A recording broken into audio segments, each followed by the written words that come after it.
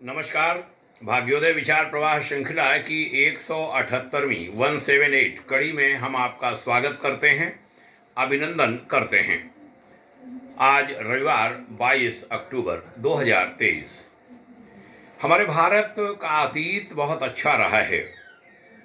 इधर हमने देखा यह कि उस उज्जवल स्वर्णिम अतीत को हमने बताया नहीं अपने लोगों को। कहाँ देश के साथ धोखे हुए, कहाँ गद्दारियाँ हुई, उनकी चर्चा नहीं करते। उसमें कहीं पक्षपात हम करते हैं कि क्या चीज़ बताई जाए, क्या नहीं बताई जाए। इतिहास के साथ ऐसा नहीं होना चाहिए। जो सच है वही बताया जाए। उदाहरण के लिए मैं आज कुमार स्कंद गुप्त के भारत की चर्चा करूंगा। कहते हैं हूण जाति की नृशंसता इतनी थी कि चीन से लेकर महान रोमन साम्राज्य तक कांप उठे थे। एक अकेली बर्बर जाति का आतंक इतना था कि उसने उस समय के किसी भी बड़े साम्राज्य को रौंदे बिना नहीं छोड़ा। चीन का विशाल साम्राज्य तो इतना भयाक्रांत हो गया कि उसने हूणों से लड़ने का विचार ही छोड़ दिया और रक्षात्मक होकर खुद को ऊंचे ऊंचे सैकड़ों किलोमीटर की दीवार से घेर लिया। जब चीन आत्मसमर्पित हुआ तब ये हूण अपनी एक टुकड़ी के साथ यूरोप की ओर दौड़ पड़े। आटिला नाम के उसके सेनापति ने पोलैंड को मिट्टी में मिला दिया। फिर एक एक करके यूरोप के बाकी देशों में खून की नदियां उसने बहाईं। इन हूणों के कारण विशाल रोमन साम्राज्य मिट्टी में मिल गया। तो इस विजयोन्माद में उन हूणों की टुकड़ी ने भारत की ओर रुख किया और गांधार प्रदेश पहुंच गए। गांधार यानी आज का जो अफगानिस्तान, वो पहले भारत में होता था। यहाँ विजय प्राप्त कर जब वो सिंध को निगलने आगे बढ़े तो वहाँ उसे रोकने के लिए वैदिक सूर्य कुमार गुप्त का महान प्रतापी राजा खड़ा था। कुमार गुप्त ने इन बर्बर हूणों के समूल नाश के लिए किसी और सेनापति को न भेजकर अपने पुत्र राजकुमार स्कंद को भेजा। हूणों की विशाल और बर्बर टोली को स्कंद ने रौंद दिया और वो हूणजयी प्रयासों की ओर वह लगातार बढ़ते रहे। वह एक ऐसी विजय थी जिसको सभी ने सराहा। और उसके बाद जब वो हूणजयी होकर पाटलिपुत्र यानी आज का जो पटना है वहां लौटे तो वहां उनके स्वागत में वृद्ध पिता कुमार गुप्त ने अश्वमेध महायज्ञ किया। फिर कुमार गुप्त के स्वर्गवासी होने के बाद स्कंद गुप्त भारत के सम्राट बने। स्कंद के शासन के उत्तरार्ध में हूणों ने फिर से अपनी शक्ति को संकलित किया और खिंखिल नाम के सेनापति के नेतृत्व में फिर से भारत पर हमलावर हो गया।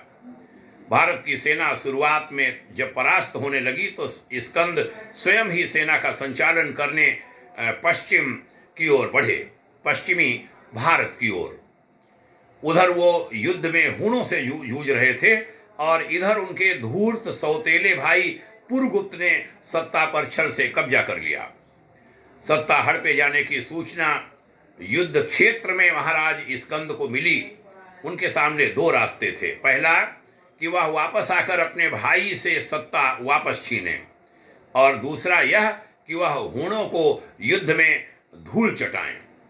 महान सम्राट विक्रमादित्य के पौत्र और हिंदू धर्म ध्वजा रक्षक कुमार सम्राट स्कंद ने दूसरा विकल्प चुना, पहला नहीं चुना और युद्ध भूमि में वीर गति को प्राप्त हुए। दूसरा विकल्प उन्होंने इसलिए चुना था क्योंकि अगर वो सत्ता की सोचते और लौट जाते तो बर्बर हूणों के कारण न जाने कितने लोगों को अपनी जान देनी पड़ती, न जाने कितनी ललनाओं की इज्जत लूटी जाती और न जाने कितने देवालय टूटते। पहले अपनी सत्ता और फिर अपने प्राणों की बलि देकर स्कंद ने सबको बचा लिया और मृत्यु पाकर अमर हो गए। पाटलिपुत्र का महान वैभवशाली सम्राट अपनी राजधानी से हजारों किलोमीटर दूर पंजाब में बलिदान हुए, पर बलिदान होने से पहले उन्होंने हूण सेनापति खिंखिल को भारत की सीमा से मीलों दूर खदेड़ दिया और धर्म तथा राष्ट्र की सुरक्षा उन्होंने सुनिश्चित की।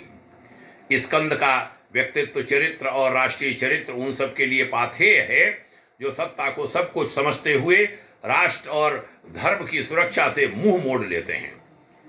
पर दुर्भाग्य, भारत में किसी ने इतिहास से न तो कुछ सीखा और न वह सीखेंगे, ऐसी हम लोगों की धारणा है।